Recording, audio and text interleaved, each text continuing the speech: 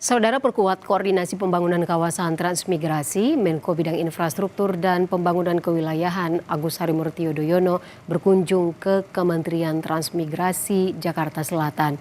AHY menyoroti progres pembangunan infrastruktur dan sejumlah program prioritas Kementrans. Kunjungan Menko Infrastruktur dan Pembangunan Kewilayahan AHY ke Kementrans berlangsung secara tertutup Rabu siang.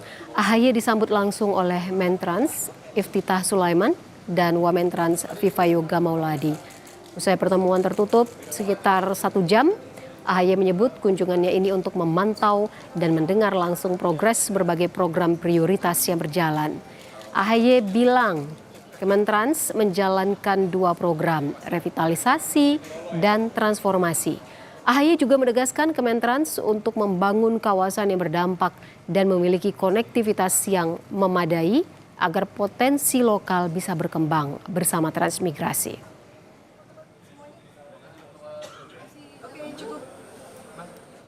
Secara periodik ingin mendengarkan secara langsung progres dari berbagai program juga kebijakan yang dijalankan oleh Kementerian Transmigrasi.